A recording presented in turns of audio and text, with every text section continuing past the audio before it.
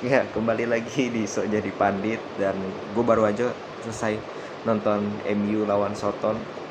Langsung gue buat videonya karena gue jujur ya, gue terhibur sih. Terhibur banget nontonnya. Bukan karena bukan karena seru, bukan karena saling menyerang, tapi eh, lawak banget ini, bener-bener satu tim yang satu ini. Gue nggak tahu lagi apa yang terjadi dengan MU ya. Situasi sekarang itu sangat rumit, bahkan bukan hanya, menurut gue ini bukan masalah strategi, bukan masalah pemain, bukan masalah pelatih. Ini benar-benar conclusion dari semuanya itu dijadikan satu, yaitu MU. Jadi gue akan bahas pertandingan tadi. Ini eksklusif, ini khusus MU doang. Ini gue buat videonya secara langsung. Nanti ada Madrid, nanti gue bisa sambung videonya nanti setelah pertandingan Real Madrid. Nah, kalau kita lihat MU tadi bermain dengan 4-2-3-1, nggak jauh beda dengan pada saat mereka imbang lawan Middlesbrough, saat mereka imbang juga lawan Burnley, nggak beda jauh lah. Persis, cuman beda Ronaldo dan Cavani di rotasi. Secara permainan, ini persis MU ini sama dengan dua pertandingan lalu ketika mereka imbang. Di babak pertama they play really good. Mereka bisa dapat 2-3 gol ya. Sama persis Ronaldo pada pertandingan kali ini. Gue nggak tahu kenapa ya, Ronaldo ini mungkin beberapa pertandingan terakhir ini benar-benar apa ya, kualitasnya itu hilang aja, udah kayak hilang. Lu paham hilang nggak? Jadi kayak tiba-tiba kontrol bola kayak speed nggak ada, kontrol bola juga sering salah, passing sering salah, shooting nggak mengarah ke gawang dan nggak berbahaya, pergerakannya juga lambat, kebaca lah. Gue nggak tahu kenapa apa yang terjadi. Mungkin ya intensitas Liga Inggris gue rasa sangat berpengaruh terhadap fisiknya Ronaldo yang sudah umur 37. Terlebih itu, sebenarnya babak pertama nggak ada masalah. 10 menit atau sampai gol pertamanya Sancho, mereka menguasai, mereka banyak peluang, harusnya Ronaldo depan gawang masuk, masih bisa di intercept pemain itu, dan memang tendangnya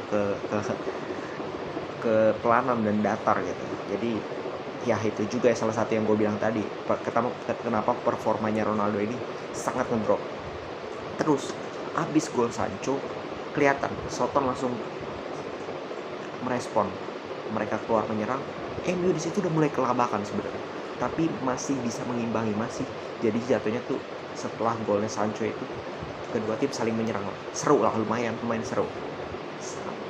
Babak kedua masuk, seperti biasa babak kedua MU ngelawak lagi. Baru babak kedua mulai kebobolan lah sama C Adams. Gue nggak tahu itu salah positioning menurut gue dari Varane. Itu kan posisinya Dalot hilang di situ, nggak tahu kemana. Varane juga telah tutup, Maguire ya it's Maguire. Jadi kalau lo lihat MU ini sangat bermasalah, nggak tahu kenapa di babak kedua mereka sangat beda lah di babak kedua, seperti di babak pertama sangat berbeda. Dan itu sudah terjadi tiga laga berturut-turut, dan sebelumnya juga seperti itu, tapi mungkin sebelumnya bisa menang, mungkin sebelumnya masih bisa menciptakan gol-gol di menit terakhir, atau di babak pertama mereka nyetak banyak gol. Tapi pertandingan ini, terutama 3 pertandingan terakhir, they prove bahwa mereka gagal. Mereka membuktikan bahwa mereka gagal. Dan ini PR berat, bukan buat Rangnick doang, tapi Rangnick, pemain, semua. Menurut gue ini masalah mental yang begitu berat ya di MU. Dan kalau lihat mental MU sekarang seperti apa ya, seperti papan tengah, seperti Aston Villa, seperti Southampton, salah satu seperti Leicester, seperti ya tim-tim papan tengah Liga Inggris saja, bukan seperti Chelsea, Liverpool, bahkan Arsenal, bahkan Chelsea. Mereka sudah kehilangan DNA, tim besarnya itu sudah hilang. Mereka sudah setara dengan tim-tim papan tengah. Ini yang membuat MU ini menyedihkan. Gue sampai nggak bisa ketawa lagi karena sangat menyedihkan gitu melihat tim yang katanya tim bintang musim lalu peringkat 2, datang Ronaldo, datang Sancho, datang Varane, malah keluar 4 besar. Oleh dipecat, katanya Rangnick guru dari segala guru. Makin hancur. Ya gue nggak tahu deh apa yang terjadi dengan MU, but ya Kalau begini terus ya jangan heran kalau MU keluar dari Liga Eropa, Champions League, Europa League, Conference League mungkin. Tapi nggak lucu juga kalau MU main Conference League, muka Ronaldo mau ditaruh di mana? Ya, but that's football gitu. Dan apa yang terjadi di faktanya di sekarang ini ya, MU pantasnya ya nggak pantas main di UCL, sesimpel itu gitu. Dan gue nggak tahu apa yang terjadi. Rangnick punya PR yang sangat besar, terutama Ronaldo ini, karena Ronaldo ini bisa dikatakan striker yang harusnya bisa menjadi tumpuan gol, tapi sekarang mandulnya bukan main, 6 pertandingan tanpa gol, terburuk. Bahkan 5 gol kemarin, 5 pertandingan aja itu terburuk sejak 2010, apalagi sekarang 6 pertandingan. Dan bukan hanya itu, 2 pertandingan terakhir, bahkan 3 pertandingan terakhir Ronaldo itu banyak dapat peluang loh, tapi dia tidak nyetak gol, penalti nggak masuk contoh. Jadi menurut gue satu tim MU ini mentalnya ini udah rusak menurut gue, dan harus diperbaiki secepatnya. Kalau tidak, ya mereka tidak bisa masuk Champions League, sesimpel itu. Ya kita lihat aja nanti pertandingan selanjutnya ya. Gua nanti mau buat lagi, jadi tinggal digabung. Oke, itu aja dari MU. Kita lanjut ke pertandingan lain. Nah, kita masuk ke Madrid ketemu Villarreal, imbang 0-0. Ya mereka praktis cuman nggak ada Benzema sama Mendy, ya sisanya ada gitu, bisa dimainkan. Main dengan main dengan Gareth Bale ya, yang udah mungkin 3 bulanan atau 4 bulan nggak pernah dimainin sejak awal sebagai striker, didukung oleh Asensio dan Vinicius. Nggak banyak beda jauh, cuman calangin Modric doang. Ya kalau lu lihat Villarreal ini kan kayak gitu, build up dari bawah, delay ball possession, mengulur waktu, tiba-tiba ada satu momen dilihat lengah, dia serang cepat. Itu yang terbawa oleh Madrid di babak pertama. Boring match kalau menurut gue di babak pertama ya.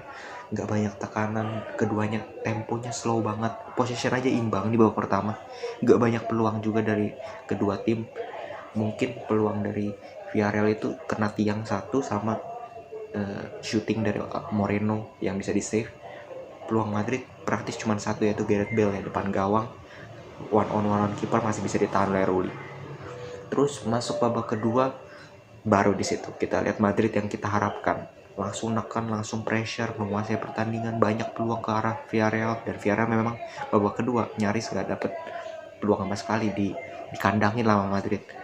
Tapi permasalahannya ya gue nggak tahu kenapa, shooting beberapa kali depan gawang one on one sama kipernya luar biasa. Save, Vinicius di save, Bale di save, tendangan Asensio tipis di atas gawang, Bale kena mistar, terus si siapa Jovic menit terakhir kena mistar, terus reboundnya Nacho tendang lagi, masih ada back goal line clearance. Jadi apa ya, kalau gue bilang ini unlucky ya, atau kurang beruntung aja Madrid pertandingan kali ini, terutama di babak kedua ya. Babak pertama oke imbang, tapi babak kedua harusnya Madrid bisa cetak gol dan memenangkan pertandingan, karena secara overall Madrid ini lebih unggul secara peluang.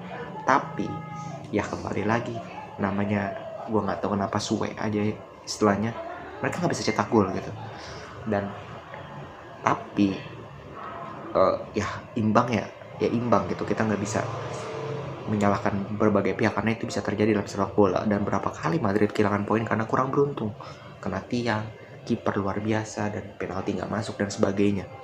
Ini yang harus dikurangi, dan Madrid harus melihat nih, Ancelotti harus melihat bahwa klasemen sementara Madrid itu tipis loh dengan Sevilla. Kalau mereka tidak konsisten, mereka bisa aja disalip oleh Sevilla, dan itu berbahaya untuk Madrid. Madrid harus lebih konsisten lagi, terutama dalam mencetak gol.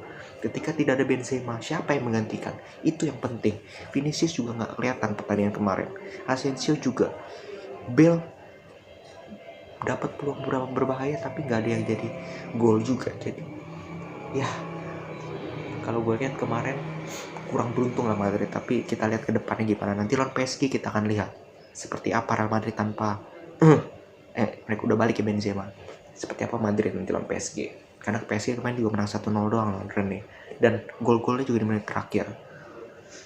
Terus kita ke Bayern Munchen. Bayern Munchen ini kalah loh lawan tim promosi 4-2. Gue juga nggak tahu ya, ini membuktikan bahwa sepak bola itu bukan matematika ya. Bayern Munchen yang begitu mendominasi aja bisa kalah gitu lawan tim promosi loh, dengan full tim Bayern Munchen. Jadi ya inilah sepak bola. But ya Munchen ya tetap Munchen, nanti juga ujung-ujungnya juara gitu. Jadi kekalahan ini mungkin menjadikan mereka shock effect bahwa mereka tuh tetap manusia semua lah yang main, bisa kalah gitu. Terus kita ke City menang 4-0 ya lawan Norwich.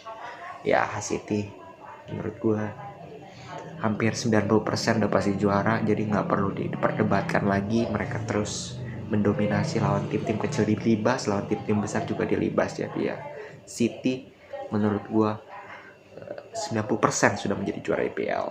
Oke, itu aja menurut gue pembahasan kali ini. Salam sepak bola.